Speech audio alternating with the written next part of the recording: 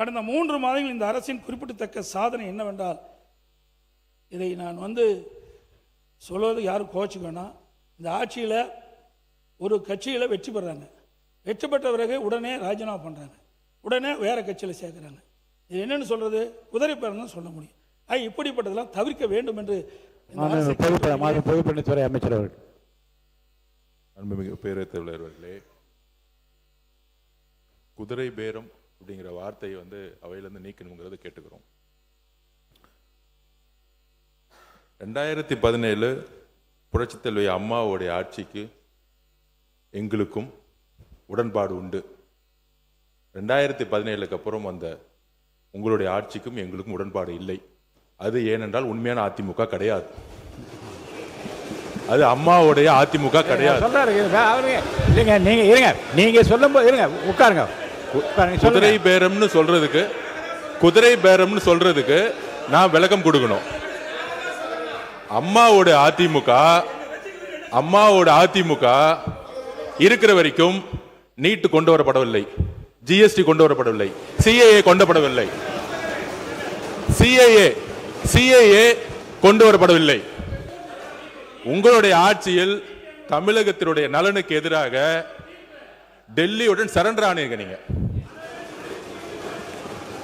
அதனால்தான் எங்களோட முதலமைச்சர் நீத்து போன அதிமுகன்னு சொன்னார். அதனால உங்கள் மீது நம்பிக்கை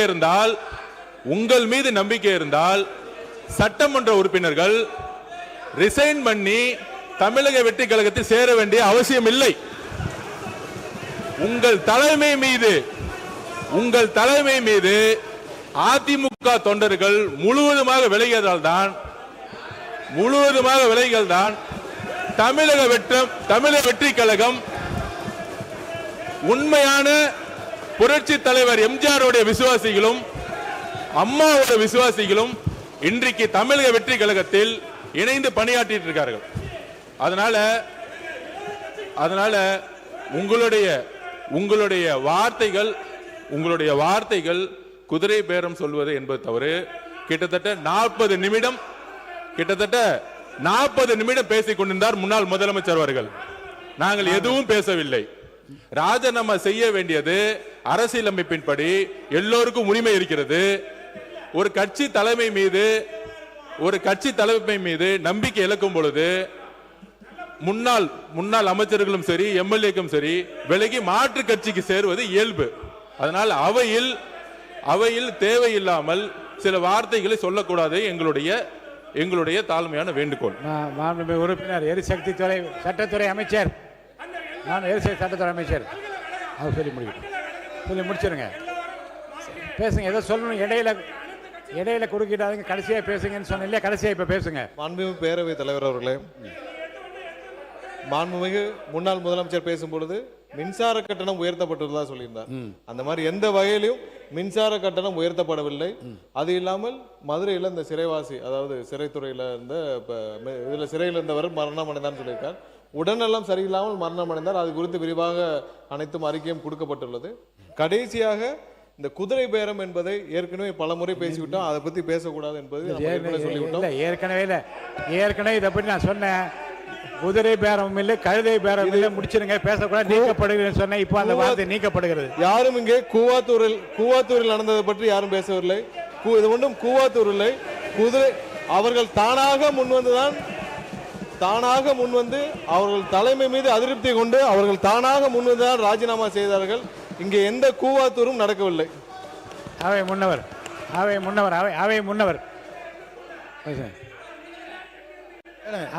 சொல்லுங்க. அவை முன்னவர் பேசுங்க. அவை முன்னவர் உட்காருங்க. நீங்க போய் உட்காருங்க சொல்லுங்க. பேசுறீங்களா? இல்ல நீங்க அவை முன்னவர் அவங்க கிட்ட பேச, என்கிட்ட சொல்லுங்க, பேசுங்க. நீங்க உங்களுக்கு அனுமதிக்கிறேன் தலைவர்களே, நான் பேசுறதே வேண்டாமா? இப்படி கத்திட்டு இல்லங்க, நான் அனுமதிக்கிறேன், நீங்க பேசுங்க. மாண்புமிகு பேசுங்க.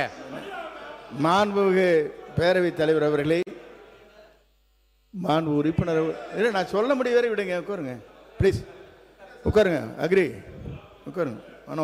நான் பேசுறேன். அவை முன்னவர், நீங்க ஒரு எக்ஸ்பீரியன்ஸ், நீங்க என்ன பார்த்து பேசுங்க. அவங்கள்ட்ட பேசுங்க. மாண்புமிகு இல்லை இல்லை மாண்புமிகு இல்லை இல்லை இல்லை மாண்பு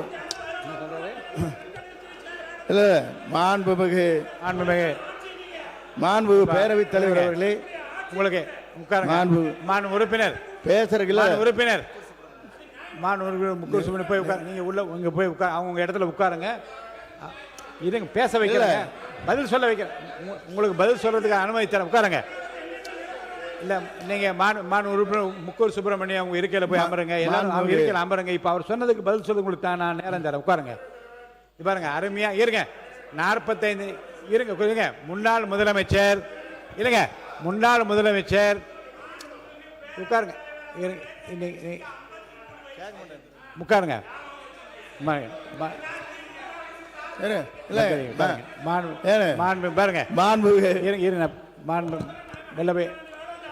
உறுப்பினர் முக்கூர் சுப்பிரமணியம் போய் உட்காருங்க. உட்காருங்க.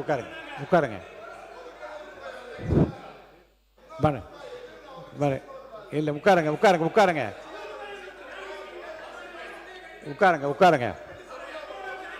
உட்காருங்க. இருங்க. வரிசையா கோர்வையாக இருங்க. உட்காருங்க.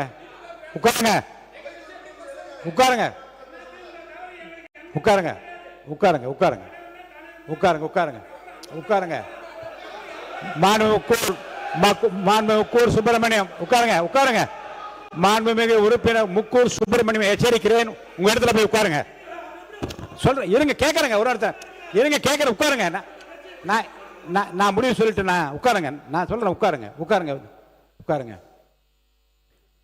ஒரு 45 நிமிடம் ரொம்ப அருமையா அவருக்கு தெரிந்த கருத்துக்களை, அவர்கள் ஆட்சியில் செய்த சாதனைகள் எல்லாம் விளக்கமாக சொன்னார். அதிகமான குறுக்கீடு இல்லாமல் தான் இருந்தது. ஆனால் கடைசியில் முடிக்கிற போது கடைசியாக சொன்ன அந்த கடைசி பத்தியில் சொன்ன அந்த செய்திகள் தான் எதிர்த்தரப்பில் இருக்கின்றவர்களை, ஆளுங்கட்சி தரப்பில் இருக்கிறவர்களை பேசும்படி அழைத்திருக்கிறது. அதில் இந்த குதிரை பேரம் என்பதை பற்றி ஏற்கனவே நீங்கள் முதல் தொடரில் பேசுகிற போது நான் சொன்னேன், குதிரை பேரம் கழுதை பேரம் என்பதெல்லாம் பேசக்கூடாதுன்னு அவை குறித்து நீக்கினேன். மீண்டும் அதே வார்த்தையை சொன்ன காரணத்தினால உட்காருங்க.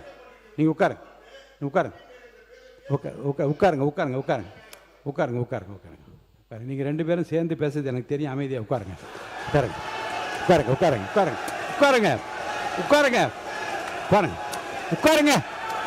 சார். பின்ன இதில் பேசுறதா? அப்போ உட்காருங்க சார். நான் விளக்கம் சொல்றேன். உட்காருங்க. இந்த வார்த்தைக்கு என்ன பண்றீங்க? உட்காருங்க.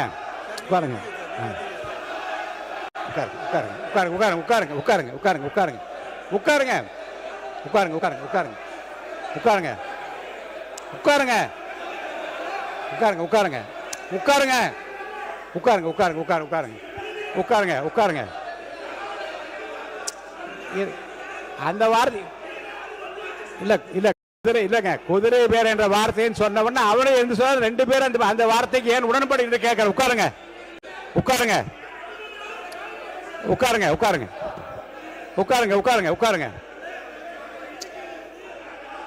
பாருங்க, அனைத்து இந்திய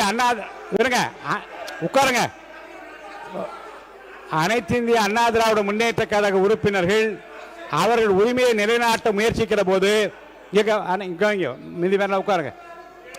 உட்காருங்க.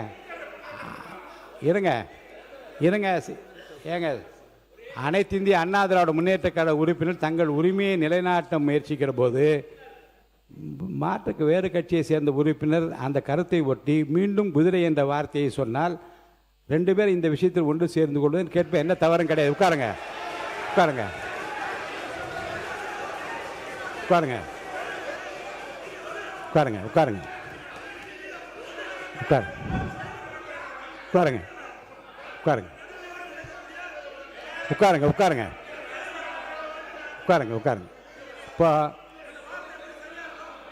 இப்போ வாங்க, மாண்பு உறுப்பினர் பேசுங்க. மாண்புமிகு எதிர்கட்சி கொறடா பேசுங்க. மாண்புமிகு பேரவைத் தலைவர்களே, உட்காருங்க. நம்முடைய முன்னாள் முதலமைச்சர், நீங்கள் சொன்ன மாதிரி சிறப்பாக பேசிக்கொண்டார். நம்ம எல்லாமே அவருடைய பேச்சை கவனித்து கொண்டு தான் இருந்தோம். கடைசியாக இறுதியாக ஒரு கருத்தை சொல்லுகிற பொழுது மாண்புமிகு அமைச்சர் பெருமக்கள் இருந்து அதற்குரிய விளக்கங்கள் என்ற பேரில் சிலர்கள்லாம் சொன்னாங்க. அது அவர்களுக்கு ஆத்திரத்தை மூட்டுகிற அளவுக்கு அந்த நிகழ்வு இங்கே நடைபெற்று விட்டது. அதற்காக நீங்கள் ஒரு நடுநிலையாக ஏதோ ஒரு தீர்ப்பு சொல்வதற்காகத்தான் அமைதிப்படுத்தி கொண்டிருக்கிறீர்கள். உங்களுக்கு சப்போர்ட் பண்ண வேண்டும் என்ற அந்த அடிப்படையில் தான் எங்களுடைய உறுப்பினர் என்ன சொன்னார்னா, இந்த கழுதை குதிரை என்ற பேரில் ஏற்கனவே வழக்கு மன்றத்திலே வழக்கு நடைபெற்று கொண்டிருக்கிறது, அது ஒன்றும் தவறான என்று அவர் சொன்னார். அவ்வளோதான். நீங்கள் அதுக்காக அவருக்கு நீங்கள் ரூலிங் கொடுக்கலாம். இல்லை நீங்கள் அதை சொல்லான்னு கூட சொல்லலாம். நாங்கள் 2 பேரும் ஒன்றா சேர்ந்து கொண்டுன்னு ஒன்று சொன்னீங்க பாருங்கள், அது மாதிரி இல்லை, அது மாதிரி கிடையாது. அந்த அவசியம் எங்களுக்கு தேவையில்லை. அது எங்களுக்கு தேவையில்லாத ஒன்று. இல்லை நான் சொல்ல விரும்பியதும் நான் சொல்ல வந்ததும் இல்லை. குதிரை என்று சொன்ன உடனே 2 பேரும் ஒன்றாக சேர்ந்து நான் சொன்னேன். பேரவைத் தலைவர், உங்களுடைய பேச்சுக்கு உள்நோக்கம் கற்பிக்க வேண்டிய அவசியம் எங்களுக்கு இல்லை. அது செய்யவும் மாட்டோம். இல்லை, உள்நோக்கம் இல்லை. இல்லை, அது செய்யவும் மாட்டோம் நாங்கள். ஆனால் என்னன்னா, நாங்கள் எதிர்க்கட்சி என்ற அடிப்படையில் தான் எங்களுக்கு அந்தஸ்தெல்லாம் கொடுத்து எங்களுக்கு எதிர்க்கட்சி என்று வைத்திருக்கிறீர்கள். உங்களுடைய பேச்சை முழுமையாக நடுநிலையாக நீங்கள் நடத்தி கொண்டிருப்பது தான் எங்களுக்கு இருக்கிற பாதுகாப்பை. அவருக்கு பதில் சொல்ல வேண்டும் என்ற அடிப்படையில் ஏதோ ஒரு நிலையாற்றில் எப்படி நீங்கள் சொல்லிட்டீங்க. ஆனால் அது அப்படியல்ல. நாங்கள் வேற கட்சி, அவங்க வேற கட்சி, அவங்க ஆண்ட கட்சி, நாங்களும் ஆண்ட கட்சி. அடுத்த முறை ஆடலான்னு நாங்கள்லாம் திட்டம் போட்டிருக்கிற கட்சி எங்கள் கட்சி. அடுத்த முறை நாங்கள் தான் ஆளணுன்ற திட்டம் போட்டு கொண்டிருக்கிற கட்சி. இப்படிப்பட்ட நிலையில் அவங்களுடைய பிரச்சனையை நீங்கள் தீர்ப்பதற்குத்தான் வேண்டிய முயற்சி செய்யணும் மொழிய அந்த குற்றச்சாட்டு நாங்கள் இல்லை. அது மாதிரி நாங்களாகணும் ஒன்றா இல்லை. பள்ளிக்கல்வித்துறை அமைச்சர் அவர்கள் பள்ளிக்கல்வித்துறை முடிச்சிருங்க. மாண்புமிகு பேரவைத் தலைவர் அவர்களே, உண்மையிலேயே தமிழக சட்டமன்ற வரலாற்றை புரட்டி பார்க்கிற பொழுது நமக்கு கிடைத்திருக்கக்கூடிய பேரவைத் தலைவர் என்பவர் முதல் முறை ஆட்சியினுடைய தினசரி தகவல்களை நேரலையில் தருபவர் மட்டுமல்ல, முழுமையான நேரலை முதல் முறையாக வரலாற்றிலேயே உங்கள் மூலமாக தான் சென்று கொண்டிருக்கிறது. 2 கிட்டத்தட்ட 40 மணித்துளிகள் மதிப்பிற்குரிய முன்னாள் முதல்வர் அண்ணன் எடப்பாடியார் அவர்கள் பேசுகிற பொழுது அத்தனை கருத்துகளும் எதிர்கருத்துகள் இருந்த போது கூட அதை அதிகம் இடைச்சல்கள் செய்யாது முழுமையாக கேட்டு முடித்து, அதன் பிறகு இறுதியில் அவர் சொல்லக்கூடிய சில கருத்துக்கள் மீது அவரே சொன்னார், இது கேட்கும்போது கஷ்டமா இருக்கும்னு. அந்த கருத்துக்களுக்கான எதிர்வினையாக இங்க பேசும்போது கூட ஒவ்வொரு கட்சிக்கும் ஒவ்வொரு உறுப்பினர்களுக்கும், ஆளுங்கட்சி மட்டும் பேசாது, எதிர்கட்சி சகல கட்சி உறுப்பினர்களுக்கும் நியாயமான உண்மையிலே அவர்களுக்கு தேவையான நேரத்தை ஒதுக்குவதையும் முதல் முறையாக வரலாற்றிலே இப்படி ஒரு பேரவைத் தலைவர் கிடைத்திருப்பது எங்களுக்கெல்லாம் ஒரு மிகப்பெரிய பொக்கிஷம். ஆனால் எங்களை போன்ற வளர்ந்து வரக்கூடிய இளம் தலைமுறையை சார்ந்தவர்கள், இங்க இருக்கக்கூடிய அத்தனை பேருமே மூத்தவர்கள், அண்ணன் சுப்பிரமணியனர்லாம் மூத்தவர், இங்க இருக்கவங்க எல்லோருமே பல தேர்தல்களை பார்த்தவர்கள். அவர்களை காட்டி எங்களுடைய தம்பிகளுக்கும் தங்கைகளுக்கும் நாங்கள் இப்படி இருக்கணும், டெக்கோரம் இப்படி இருக்கணும்னு சொல்ல வேண்டிய நேரத்தில் பேரவைத் தலைவர் எழுந்து நின்றால் அனைவரும் அமர்ந்து விட வேண்டும். உங்களுக்கு தெரியாத மரபல்ல. நீங்கள் எழுந்து நின்ற பின்பும், நீங்கள் பலமுறை சொன்ன பின்பும் அப்படி கூச்சலிடுவதோ நடு மன்றத்திற்கு வருவதோ ஏற்புடையதல்ல. கருத்தை கருத்தால் எதிர்கொள்வோம். நீங்கள் சொல்லக்கூடிய விமர்சனத்தில் ஆக்கப்பூர்வமான விமர்சனங்கள் இருந்தால் அதை முதலில் செவிமடுத்து அதை செயல்படுத்து என சொல்லக்கூடிய தலைவர் தான் எங்களுடைய மாண்புமிகு முதல்வர். நீங்கள் பேசுகிற பேச்சில் ரசிக்கும்படியான பேச்சு இருந்தால் அதை பாராட்டக்கூடிய முதல் ஆளாகவும் தமிழக வெற்றி கழகம் தான் இருக்கும். எனவே ஆக்கப்பூர்வமாக, ஆரோக்கியமாக கருத்தை கருத்தால் எதிர்கொள்வோம் என்பதை உங்கள் மூலமாக தெரிவித்துக் கொள்கிறேன். மாண்புமிகு முன்னாள் முதலமைச்சர் எடப்பாடி பழனிசாமி அவர்கள். மாண்புமிகு பேரவைத் தலைவர்களே, ஒரு கட்சி சார்பாக போட்டியிட்டு அந்த கட்சியை வேட்பாளர் வெற்றி பெறுவதற்கு எவ்வளவு கடுமையான உழைப்பார்கள் சிந்தித்து பார்க்கணும். இங்கே வந்திருக்கிற எல்லா எம்எல்ஏக்கும் தான் பொருந்தும். இதே எங்க எம்எல்ஏ மட்டும் பொருந்தும்னு நினைக்காதீங்க, அனைவருக்கும் பொருந்தும்.